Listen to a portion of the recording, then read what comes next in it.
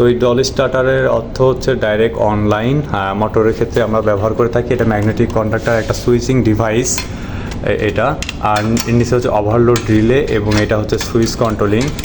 প্রিয় দর্শকবৃন্দ, আজকে আমরা একটি ডল স্টার্টার কানেকশন দেব। তো দেখতে পাচ্ছেন এখানে হচ্ছে একটা এক্সস্ট ফ্যান, এই এক্সস্ট ফ্যানে আমরা ডল স্টার্টার কানেকশন দিয়ে থাকি।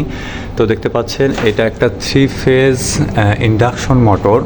তো এক্সস্ট ফ্যান আমরা আর কি 3 ফেজ মোটরের মাধ্যমে দিচ্ছি। তো মোটরটা আসলে ফিক্সড স্টার কানেকশনে দেওয়া আছে এবং এটা হচ্ছে 3 ফেজ লাইন। তো প্রিয় দর্শকবৃন্দ দেখেন, মোটরে কিন্তু 5টা তারের প্রয়োজন নেই, মোটরে 4টা তার লাগে। সেটা হচ্ছে 3টা ফেজ, এই যে এই 3টা ফেজ, অর্থাৎ রেড ইয়েলো ব্লু 3টা ফেজ, এবং একটা হচ্ছে আর্থিং। এই আর্থিংটা দেওয়া হয়েছে হলো বডির সঙ্গে, যাতে করে কোনো কারণে বডিতে মোটরের বডিতে লিকেজ কারেন্ট আসলে সেটা মাটিতে গ্রাউন্ডিং হয়ে যায়। আর এই জন্যে আর 3টা ফেজ, মোটরে কিন্তু কোনো নিউট্রাল লাগে না। তো দেখতে পাচ্ছেন আমরা 3 ফেজ মোটরে আমরা এই ডল স্টার্টারটি কানেকশন দেব। তো রাসেল ভাই এটা ফিটিং করেন তো দেখি।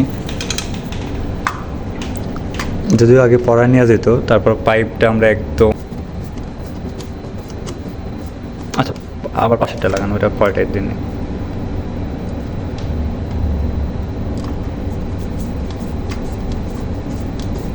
আগে মার্ক করে নেওয়া হবে, মার্ক করে নিয়ে তারপরে আমরা ডিল করে রয়্যাল ফ্ল্যাগ লাগিয়ে দিচ্ছি। তারপর এখন স্ক্রুগুলো লাগিয়ে দিচ্ছি। আর এই ভিতরে একটা আছে দেখেন, এই যে এর নিচের দিকে একটা আছে, দেখছেন একটা আছে, রয়্যাল ফ্ল্যাগ দেখা যাচ্ছে,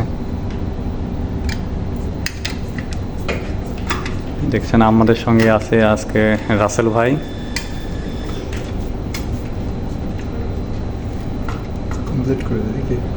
রাসেল ভাই, আপনার পোস্টে কি বলেন, মেকানিক্যাল নাকি? হ্যাঁ, আমি একজন মেকানিক্যাল লোক, লিফট এবং প্লাস অ্যাক্সিলারেটর। দেখতে পাচ্ছেন রাসেল ভাই আর কি আমাদের ডল স্টার্টারটি ফিটিং করছে। তারপরে আমরা কানেকশন দেব ডল স্টার্টারটি। এটা হচ্ছে এক্সস্ট ফ্যান। কি কানেকশন শেষ? তো দর্শক দেখতে পাচ্ছেন আমরা উপরে 2টা স্ক্রু এবং একটা স্ক্রুর মাধ্যমে আমরা ডল স্টার্টারটি আসলে ফিটিং করলাম। তো এই ডল স্টার্টারের অর্থ হচ্ছে ডাইরেক্ট অনলাইন মোটরের ক্ষেত্রে আমরা ব্যবহার করে থাকি। এটা ম্যাগনেটিক কন্ডাক্টর একটা সুইচিং ডিভাইস এটা, আর নিচে হচ্ছে ওভারলোড রিলে এবং এটা হচ্ছে সুইচ কন্ট্রোলিং। এটা আর কি উপরে ইয়ে করা আছে, এই যে দেখতে পাচ্ছেন। এটার মাধ্যমে আমরা আর কি ডল স্টার্টার মাধ্যমে কন্ট্রোল করতে পারি, যাতে করে মোটরের আমরা নির্দিষ্ট পরিমাণে এম্পিয়ারে চালাতে পারি, বা কোনো সময় মোটরের কোনো সমস্যা হলে অর্থাৎ ওভার ভোল্টেজ বা ওভার কারেন্ট টান দেয়, তাহলে মোটরটি এখান থেকে ট্রিপ করবে।